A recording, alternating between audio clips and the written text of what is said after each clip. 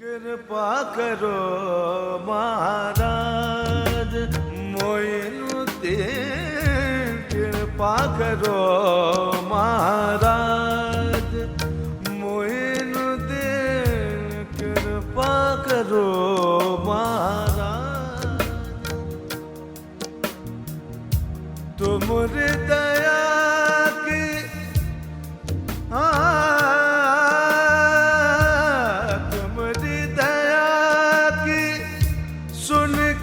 खबरिया तुम्हारी दया की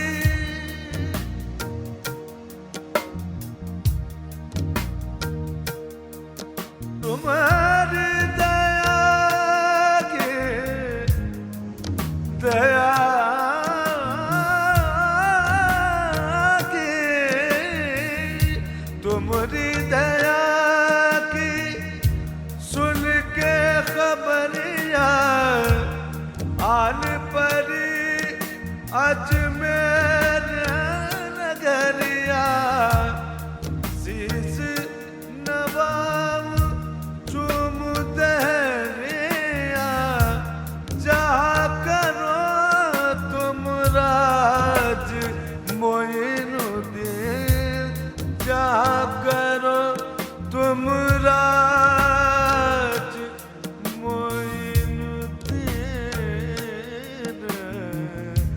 कृपा करो महाराज मोइनुद्दीन कृपा करो महाराज. I'm very pleased to have the occasion to speak today to Sheikh Kabir Helminski. You're the Sheikh of the Mevlevi order. You're a teacher, a translator, and an author yourself, and I'm very grateful that you've found the time to speak to us today. Thank you. Thank you. As a first question, I would like to know, what is your definition of Sufism?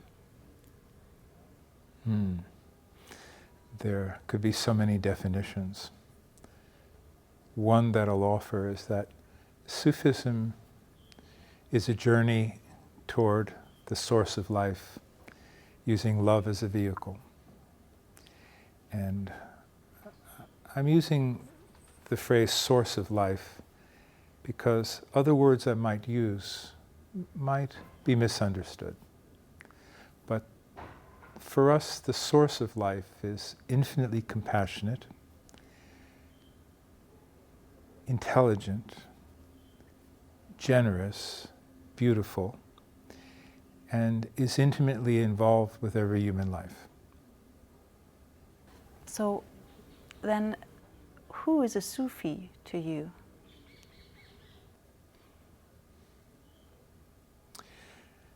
Strictly speaking,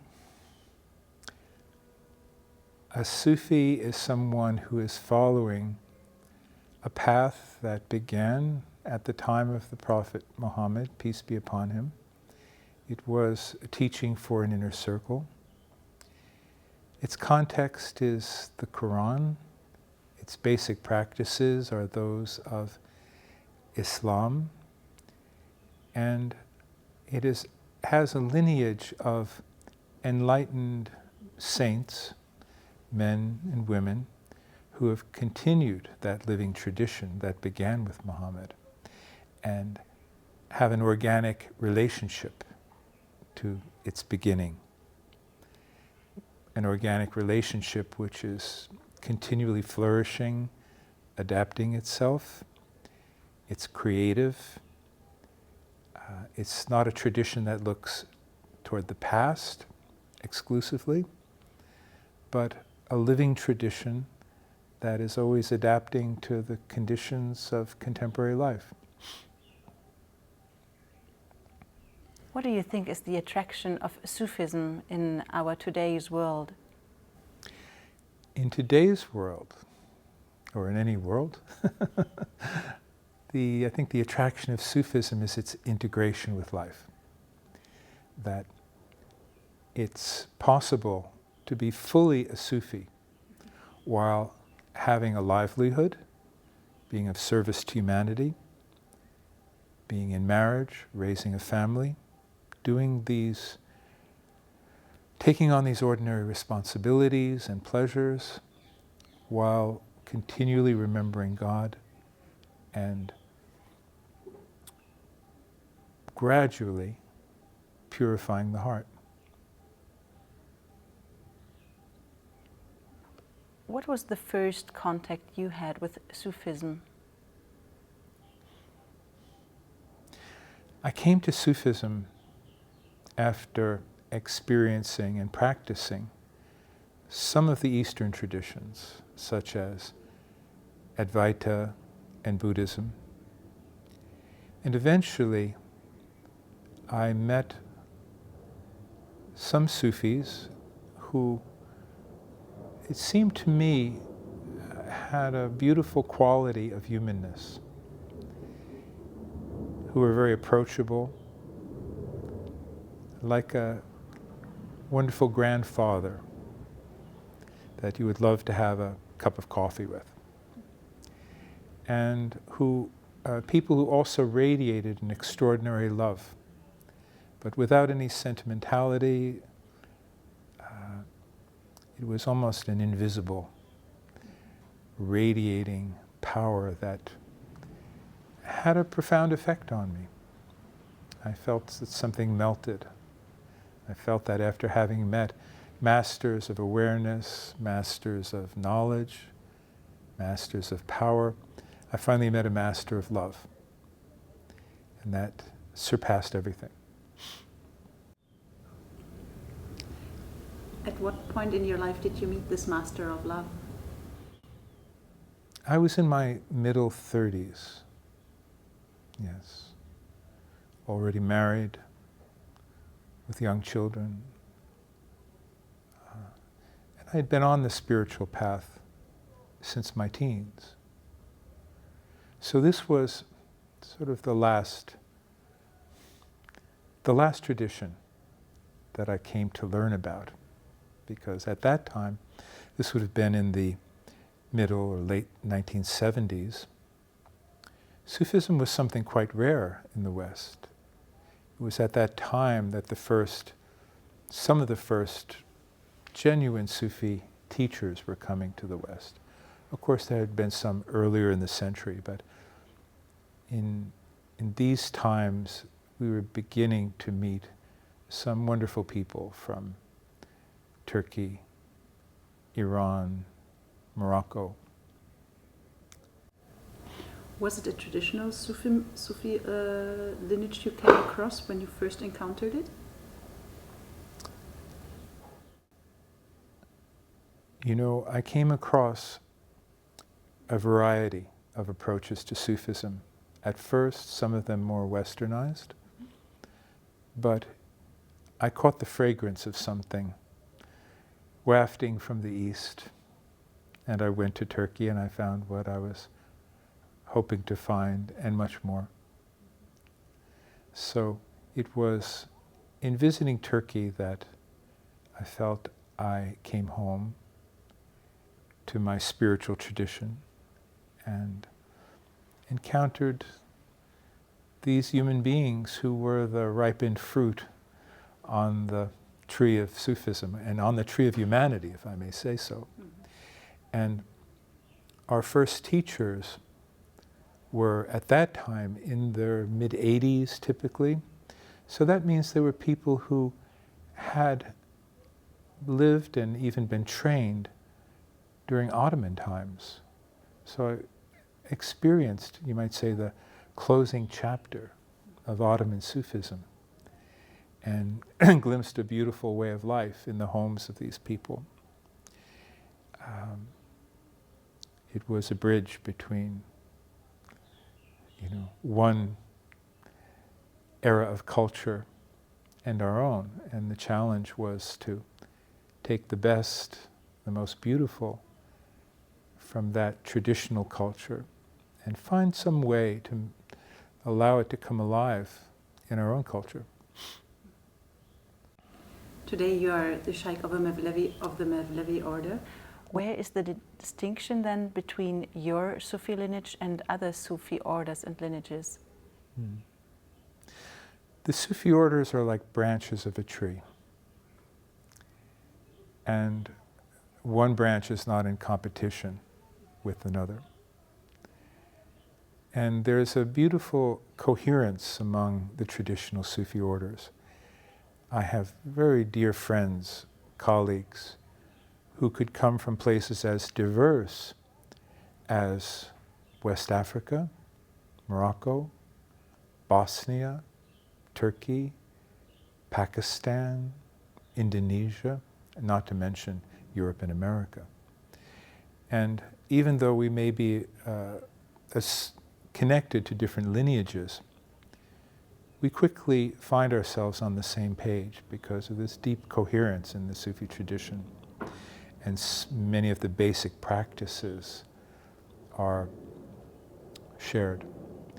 Now the Mevlevis, who stem from Mevlana Jalaluddin Rumi, one of the great literary figures of all time and a great saint as well, is a spirituality rooted very explicitly in love and beauty. So it's been a refuge for certain kinds of people through the Ottoman era, for instance. Many of the artists, musicians, literary figures of the Ottoman world were Mevlevis. It's a pretty refined approach to the spiritual life.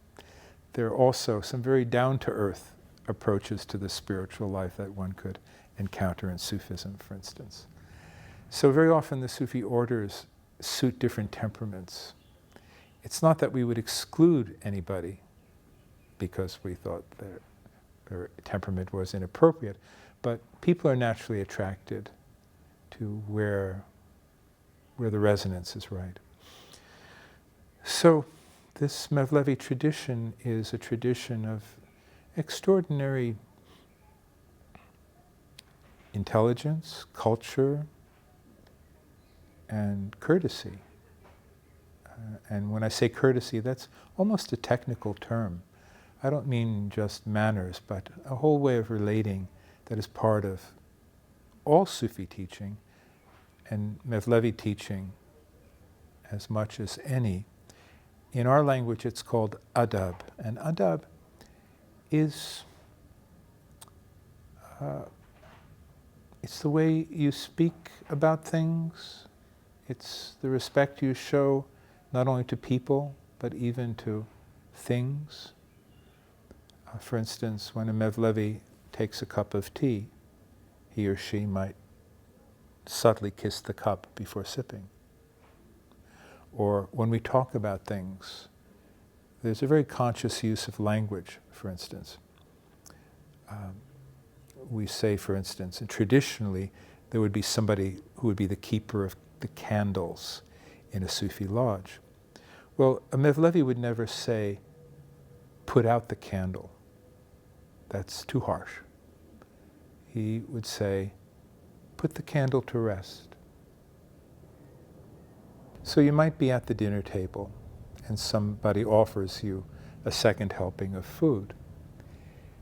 A typical response would be, and I'm translating from Turkish, but it would be something like, thank you, I am already rich with it.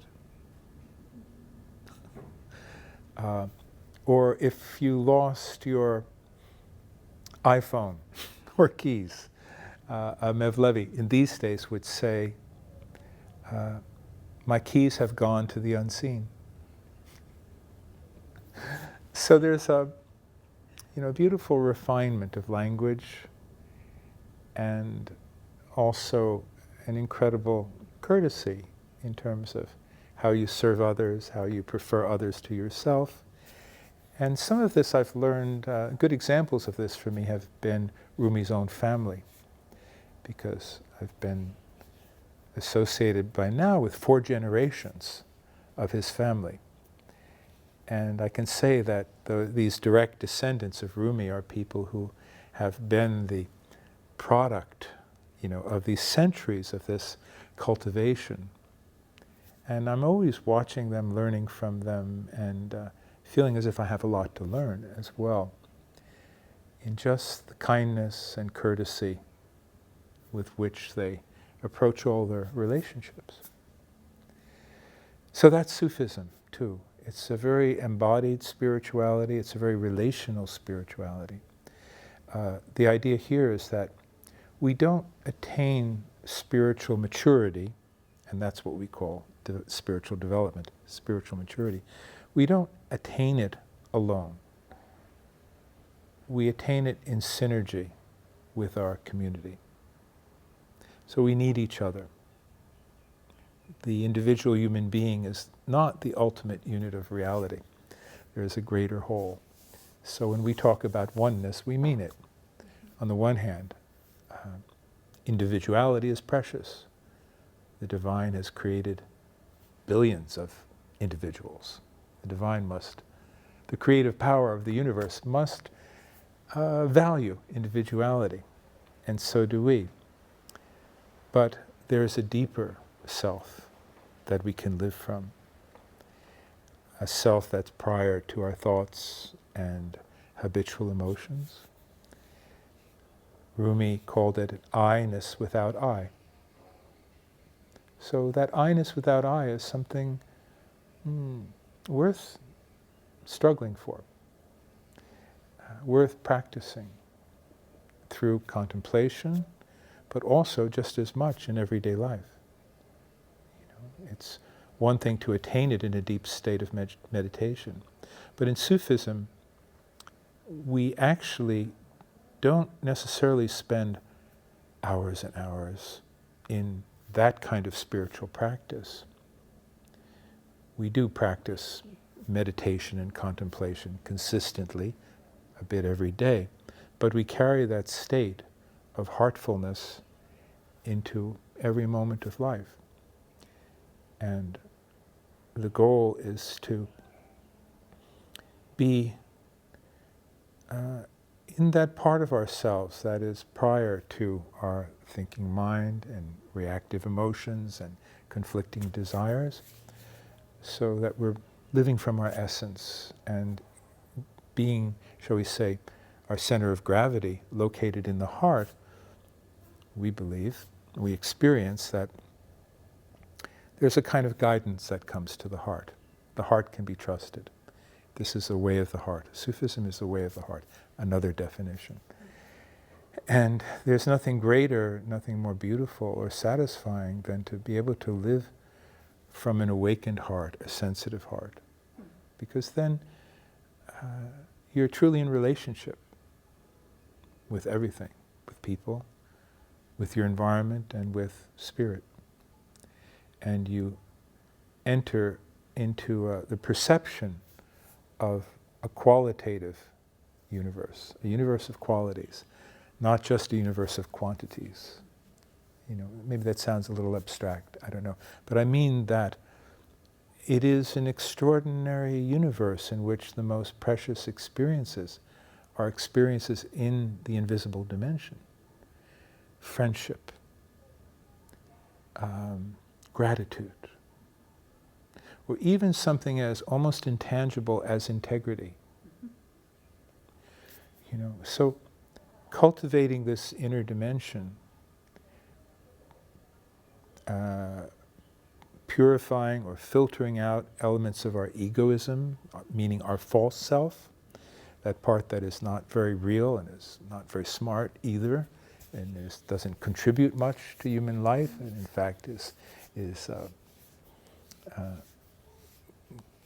causes some harm.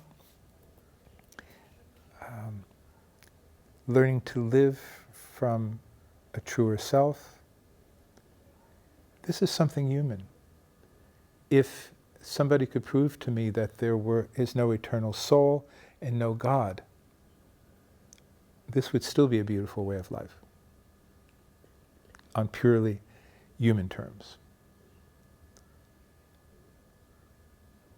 And yet, this physical existence is not the whole story.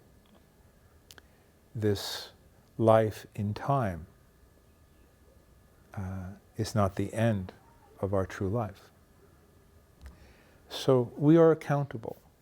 We're in this world of time and space to be tested, to use it as an opportunity to develop, and especially to experience while alive the true dimensions of divine generosity, intelligence, grace, and beauty. If you were to share a message with the world, which one would this be? Dear world, do not let yourself be divided by sectarianism, politics, race, or gender. We are at a critical point, and it is now or never for humanity to recognize its unity. While there are many forces working against that unity, especially behind the scenes, we must not let ourselves be manipulated by all those forces of division that cause fear and kindle hatred. We must look for the best in each other. We must see the value of different cultures, different religions, and even different approaches within our own religion.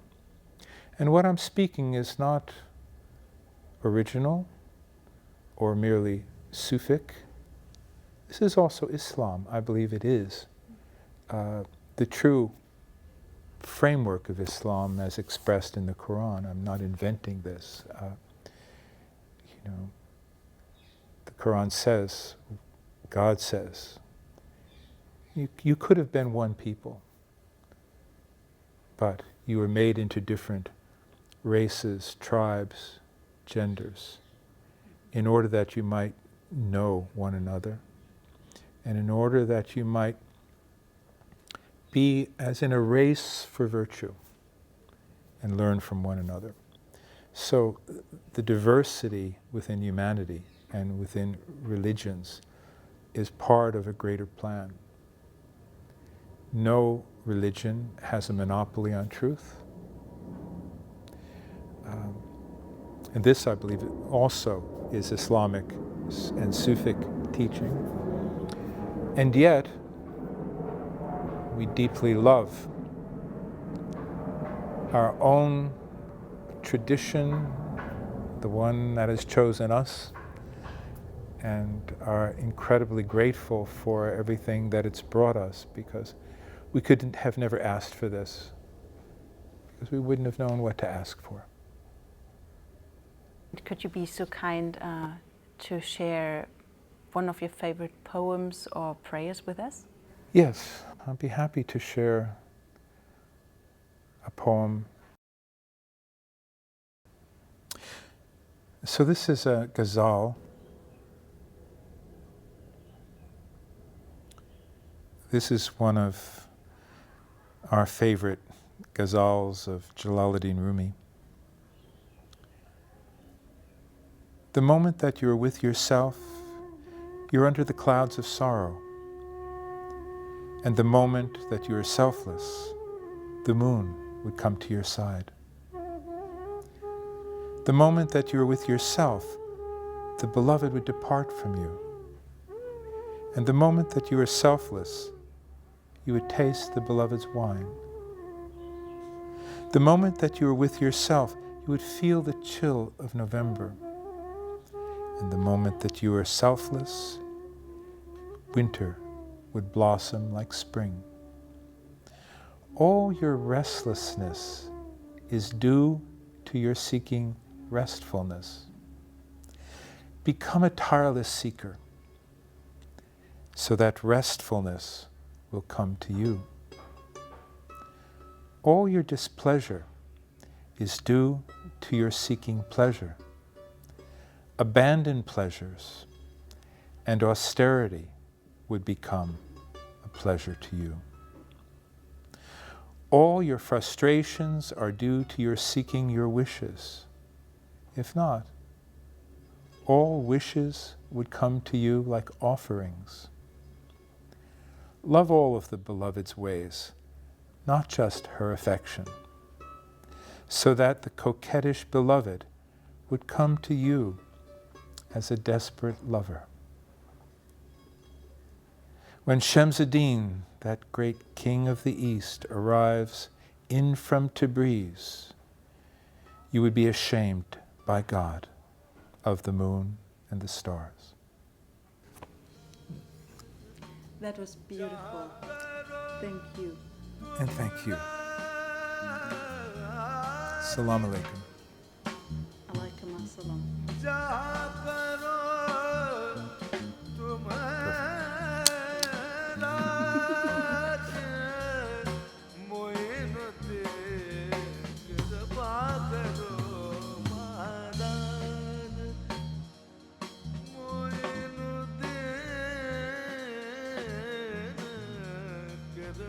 Karo, Maharaj, Karo.